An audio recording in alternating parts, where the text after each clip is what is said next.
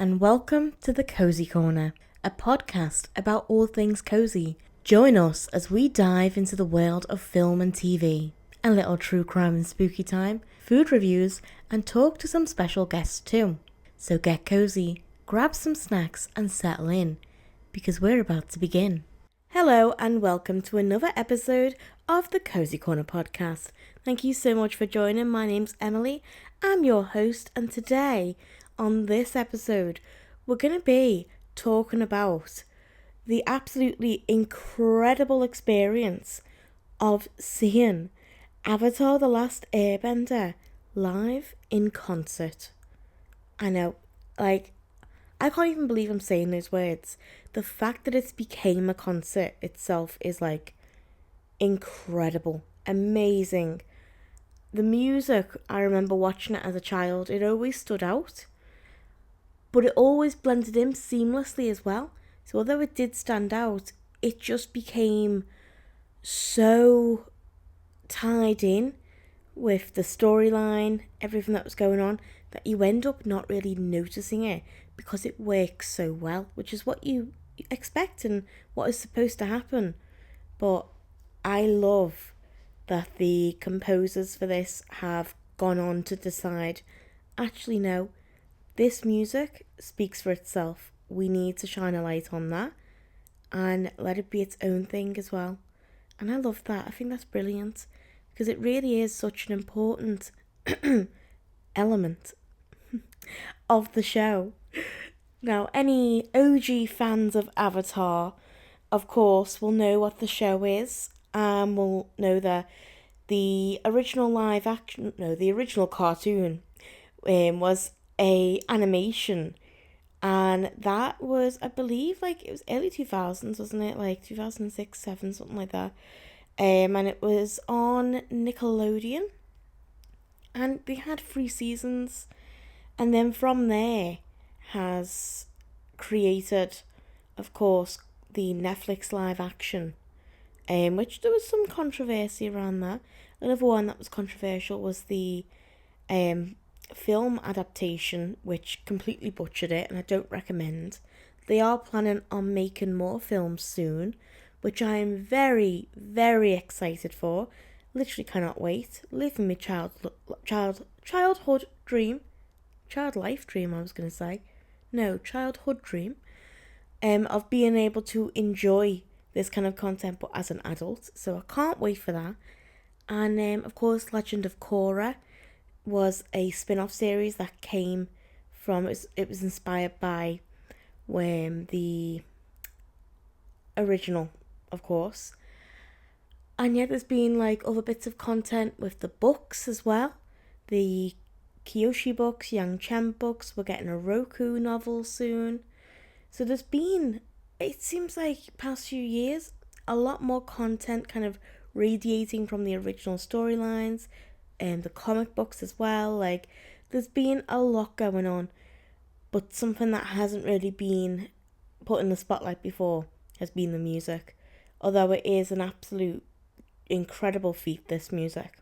So I'm glad that they could go on to do this and that there was an audience for it, because sometimes you might think that soundtracks or music is a bit of a niche when it comes from a TV show or an animation, but this has just shown that it might be a niche, but there's more than enough people who are interested in it, who actually want to go see it. And it really has just been incredible to see how they've been able to kind of transfer that music into an orchestra setup. And I believe a lot of or at least most of the recordings for the original show were done live. They did record them with actual instruments to then play on the original animation. It wasn't computer generated. This was actual recordings for each episode and for each scene.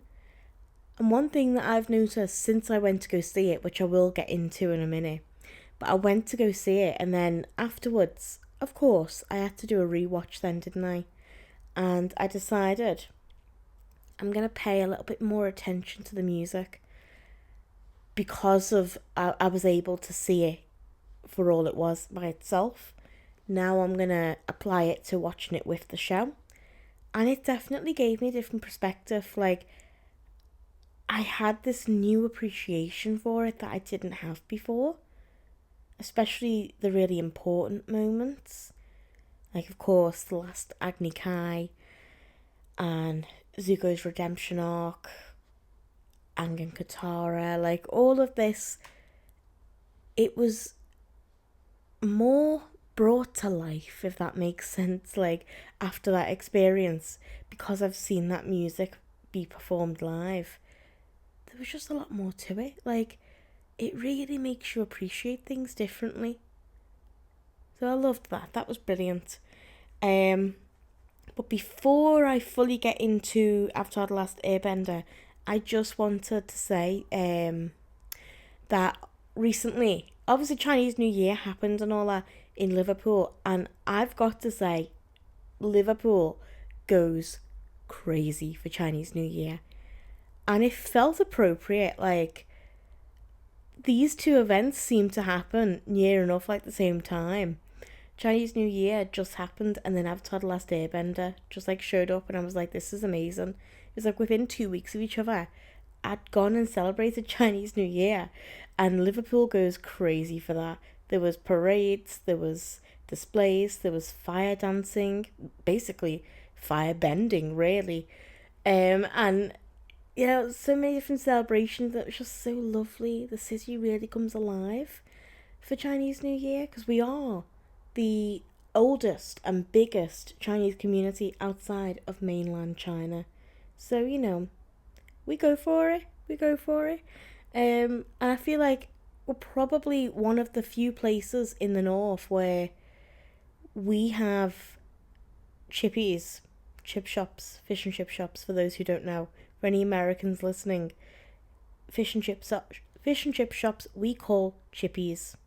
I'm going the chippy. That means I'm going to go get either fish and chips or, who knows, could even be a Chinese. Because for some reason we've merged our chippies with Chinese takeaways. It's just kind of naturally happened, like with people coming from China and our long-standing ties with China. Over time, to make money, they've opened chippies, because that's what we like in Liverpool. We're English, but also we're a port town. Like, we were like one of the first cities, and predominantly the main city for a port. So a lot coming in and out, a lot of seafood. So like obviously fish and chips just naturally happened here. And over time, it just seemed to naturally merge that they would sell fish and chips, many of these chippies, but then because they were owned by predominantly Chinese families, they also wanted to cater to their own culture as well. So then we would have Chinese takeaways in the same place. So yeah, only really in Liverpool, probably a few other places, maybe Manchester, Greater Manchester, but like mostly Liverpool. You go to a chippy, but you're probably going to come out of there with Chinese. Like, you're going to come out of there with chow mein, most likely. And of course, salt and pepper chips and salt and pepper chicken were invented here because of these long-standing ties with Chinese. Like, it stemmed from that relationship that we created what is known as like one of the best of like Liverpool cuisine, apart from Scouse. Although, I will admit, I'm not a massive fan of Scouse. I don't mind it, I could take it or leave it. But salt and pepper chips and salt and pepper chicken, oh yes please. Any day, any day. And you can have it just salt and pepper chips, or you can have salt and pepper chicken, or you can have salt and pepper chips and chicken. And you know what, it's great either way. It's a good time. It's kind of like Chinese 5-spice, chili flakes, and then I don't know what else they put in it, but it's tasty. Probably MSG, who knows, probably a load of salt, maybe some sugar, maybe brown sugar, I don't know, something like that. I probably should have looked up what was in it exactly, but I'm just going off of memory because I've ate this since I can remember. Peppers, onions, I think like a green onion or like shallot, chives, stuff like that. And oh, it's tasty, very tasty. So yeah, it just felt like kismet really to be celebrating the long-standing ties of Liverpool and China, Chinese New Year, Lunar New Year, being able to enjoy that time with people and see how the city just really goes for it and celebrates that. And then it was like within 2 weeks, I went to go see Avatar the Last Airbender, and obviously that is predominantly a Asian show. It does show many different representations that we can then like apply to our world. Like you may see elements of Japanese, Chinese, Thai, Filipino. Like there's loads of different representations, and I think that is brilliant. I loved seeing it as a kid. I actually don't really remember as a child questioning or even realizing that they weren't white or British or American. It was just very seamless, and like why would I question it? A lot of people have said that the fact that there's only Asian representation, oh well, that's another form of racism, isn't it? Literally a taxi driver said that to me the other day. It's like, no, it's not, it's just representation. Like, to be fair, there's so many pieces of media that are just white people. White people get enough coverage. We can calm down for a bit and let other people take center stage, you know?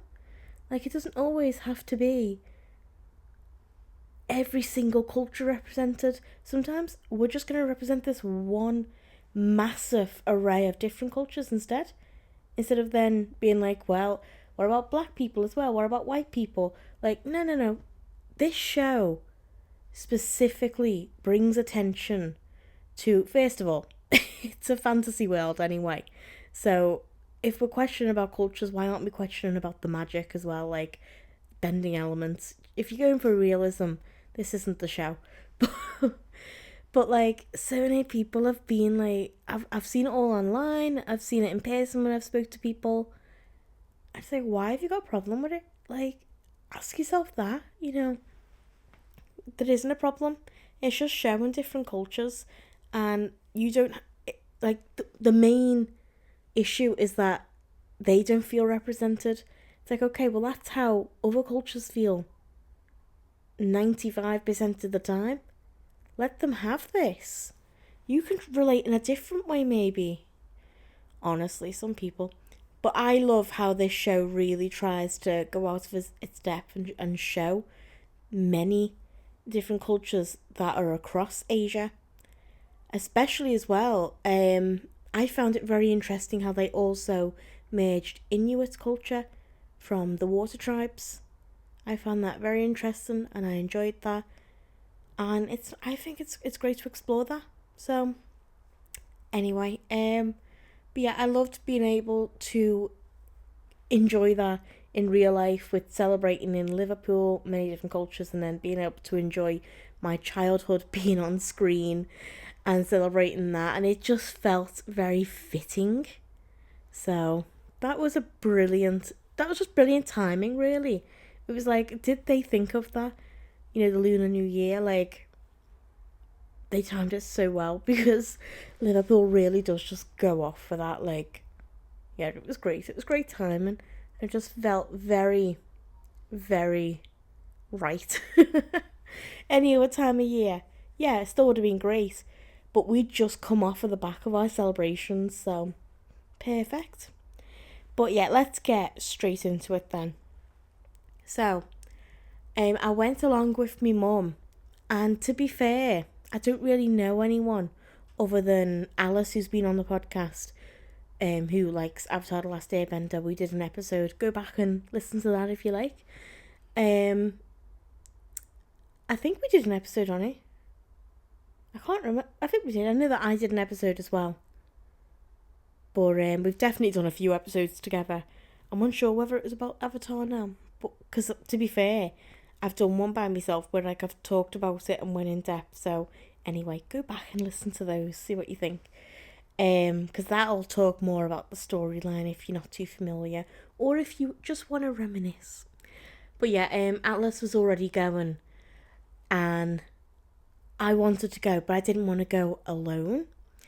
So I was like, not sure who to take really. So I said to my mum, what do you think of this? Because I know she's a little bit familiar with it.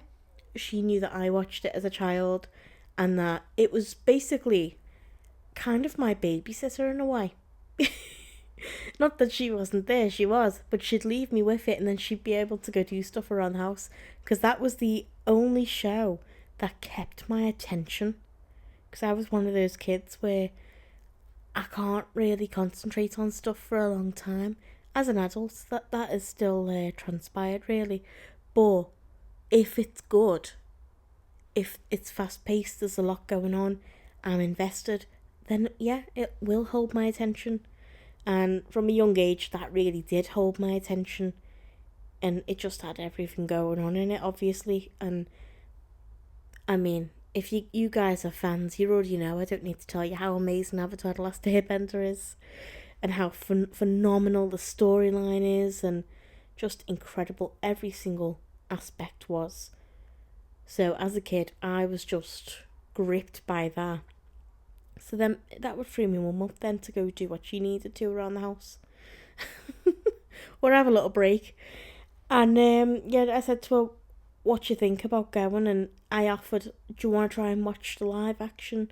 See what you think of that, so that you get the storyline. Or, and to be fair, it wasn't really her thing, but she did say, I'll go with you because it's something that was like a big part of your childhood. I know a little bit about it. And she does love music. She loves orchestra music and all that. So we were like, that'll do. We'll go. So I wasn't quite sure what the dress code was going to be. Not like, is it formal or smart casual or casual? Like, no. I mean, are we all dressing up? Like, are we all going to go as like Water Tribe, Fire Nation, Earth Kingdom, Air Nomads? Like, what are we doing, guys? Is someone going to dress up as Aang? I need to know. Like, or do I just wear normal clothes? Is this like Comic-Con? Or no? Like, it was hard to figure that out, so I decided to kind of meet in the middle. So, you know the way when people go to Disneyland or Disney World and they do like Disney bounding, where you kind of dress up but casually. So like your clothes may pay homage to the character. Do you know what I mean? Like it might be, if you were going to dress as Snow White, you might wear a blue top and a yellow skirt, but not the actual costume. Just a regular blue top and a regular yellow skirt. So I thought, you know what, I'm going to do something like that, where like I'm casually dressing up, but you know, it's not over the top. So I went with that. So I got myself some Water Tribe earrings off Etsy. They were gorgeous. I just typed in Water Tribe earrings and they came up and they were lovely. Had the Water Tribe like insignia on it and it was just perfect. I also got a Water Tribe pin, which was the moon and spirit. So you know the like yin yang symbol. It was that, and I used that to stick onto a bobble. And then I did my hair similar to the way Katara has it in the Fire Nation, though. Not when she's in like season 1 with the hair loopies, because that was too difficult. I did try that. I gave it a good go. But you know what? That was intricate. Like with the beads at the front and then tying it round. I couldn't get the beads to stay properly. I gave up. I mean, hats off to Katara doing that. Like, especially when they're on, like, when they're travelling. She would have had to redo that herself at some point. And, like, honestly, it was a bit difficult. So, hats off to her. So, I just kind of did it kind of similar to the way she has it in her Fire Nation outfit. I was like, that's close enough. That's fine. It was inspired by that. But I very much had Water Tribe colours on still. I had a blue top, like kind of like a smart casual blue top. I have this cardigan that I got from Matalan. It's like multicoloured, but it's mostly what I would say is Water Tribe colours. Blues, purples, a little bit of pink. Like, it felt Water Tribe, and it was like hippie-ish a little bit. Like boho sort of look. So I was like, that'll go well. I got a Water Tribe necklace, another one that Katara has, but longer on like a chain. Her engagement, well, the betrothal one. And I wore, what did I wear? I think black jeans, and then some black boots as well. And I was like, you know what? This is my homage to the Water Tribe, and it felt very fitting. And then my mum opted for, I have some Kyoshi War fan earrings, so she opted for that, and then a jumper that had a very similar style to my cardigan, and similar colours. So yeah, we were out there repping the Water Tribe and the Kyoshi Warriors, and we felt amazing. And to be fair, it seemed like everyone had the same idea. There was a lot of people wearing blues, some reds, there was some earth colours like greens, browns, yellows. Some people were just wearing like t-shirts that have Avatar on, and of course, fair enough. But then there were others that really made an effort. On my way to the bathroom, I came across Princess Azula herself, as you do. I was like, right, okay.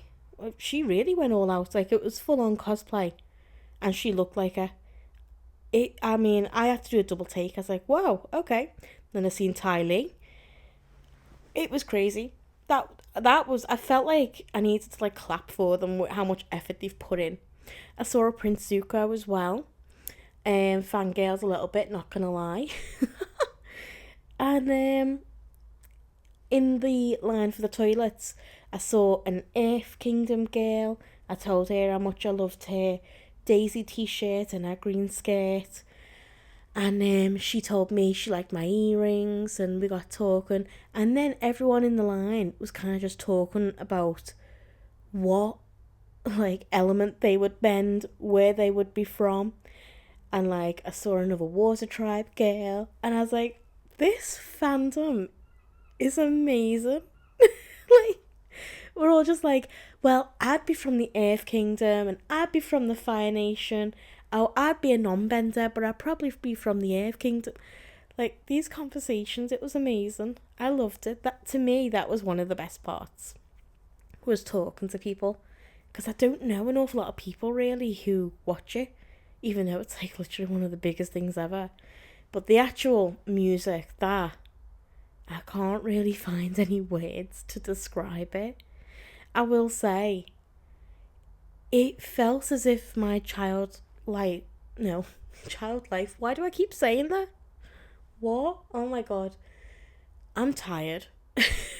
I'm kind of just always tired at this point, so ignore my brain fog there. But anyway, I will say, this whole experience, the orchestra, it ended up being a bit more emotional than what I thought it was going to be. And it definitely felt like my childhood just came to life. Like, leaves from the vine in person. There's no words. It was pure emotion. And it plays clips as you're watching it. It'll play the relevant clips or anything that fits in really well. And it played out the full scene of Iroh in Ba Sing Se, interacting with the little boy, interacting with the stall owner, and then hiking up to go to a tree to sit under the shade, and he's paying respect to his son on his birthday, and he sings Leaves from the Vine. And that was one of the most heartbreaking scenes to watch as a child. But then to see that be brought to life in person with a full orchestra, I don't think there was a dry eye in the entire Philharmonic Hall. Everyone was just overcome with emotion, and I was very much almost crying. Like, kind of wanted to cry, but I did just do some intricate, Water Tribe style makeup. So I didn't want to ruin it. I was like, oh, Iro, stop doing this to me. My makeup's going to be ruined. Iro, stop it. You're going to make me just bawl my eyes out now. Oh. But it was a good kind of emotional. I think because I watched this as a child and then rewatched it as an adult, it has given me a massive emotional connection to it. And then seeing it played out on screen with an orchestra with hundreds of people, I just couldn't have accounted for how emotional it was. It was phenomenal. And that goes for all of it, really. I mean, there was many parts that I would have liked to seen that weren't involved. I wanted more Kyoshi. I wanted Boiling Rock. But hey, it can't all be fit in. I get that. I did want more Kyoshi though. But the Kyoshi Warriors, I loved seeing that. Loved Suki and all that, and that was brilliant. The last Agni Kai, that was a big one because in the show, the way it's done, the music is a juxtaposition to what's on screen. It's actually very somber, slow, graceful, whereas they're fighting essentially to the death on screen. So you would expect fast-paced, rapid music, but instead it's very sorrowful, sad, reluctant. And the way that was done, it gave me goosebumps in person, watching the live orchestra perform in person and deliver such an emotional and highly anticipated scene. It literally gave me goosebumps. I was amazed. And a lot of the times when they would be kind of like doing these scenes, because you watch it on the screen and then they're doing the music for it, sometimes I would forget the orchestra was even there, and I mean that as a compliment, because it was so seamless. It felt like I was just watching the show, but the music was, being done live in front of me. Other times, it does give you a break from watching the clips, and you're forced to look at the orchestra then. And I like that. It's like, yeah, that's what we're here for. Let's not forget, we're here for this music, this epic soundtrack. Let's appreciate it. And I don't know his name, and I wish I did, but there was a guy who did the woodwind instruments and what else? I don't even know what they're called, but there's like many Asian inspired instruments, and he played probably at least 17 different instruments that night. Well done to him. He was fantastic. And then there's a choir, and I actually didn't know that, there's one like classic bit at the end of every Avatar episode. It's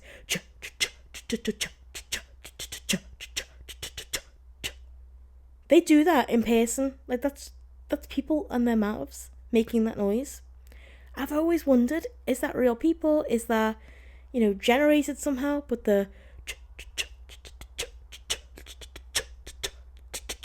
that's real. That's actual people. And then the bits where it's like, excuse me, I'm horrendous at singing, but that's like real people. It sounds holy almost. I was blown away by it. Like, it's like Aang airbended himself and blew me out of that room. It was that amazing. I couldn't believe it. I was sitting there just in shock most of the time. Like, this is phenomenal. And I can't believe that this is from a kid's show. There's no way that this is really a kid's show. Can we all just agree on that? It's not. It's not. It's marketed as that, but it's not. You can watch it as a kid, but then when you watch it as an adult, you do actually understand what's going on. You enjoy it as a kid, but you understand it as an adult. Because there's so much going on. There's war, there's loss, there's politics. It's just the best. It's just the best. But yeah, overall, incredible. And then at the end, they did give us a little surprise. Because he started thanking people for coming. And I was like, no. No, what about Secret Tunnel? We haven't done the main event. Like, no, don't leave. And then he goes, shall we do one more? Sorry, secret what? Never heard of that. And we all laugh. And then he gets into Secret Tunnel. And that was incredible. And it felt like it went on for 10 minutes, but no complaints. Loved it. Everyone was singing along, screaming along. Oh, it was just an absolute romp. It was the best. I'd do it all again. It was a little bit expensive, I will say. It was about £60, I think, that I paid for my ticket, and then £60 for my mum's. But you know what? Worth every penny. If you're a fan and you're thinking of going, think no more, just book the tickets and go. I want to do it again. If that comes here again, I'm going. So yeah, that was like a little rundown of what it was like to go see it live in person. And it was just one of the best experiences of my life. So I hope you guys really enjoyed that quick little episode. Let me know if you guys have been to go see it. When did you go see it? And what did you think as well? And don't forget to subscribe to Cosy Corner Podcast, wherever you get your podcast, and rate it as well, because that really helps. Thank you so much for listening, and stay cozy.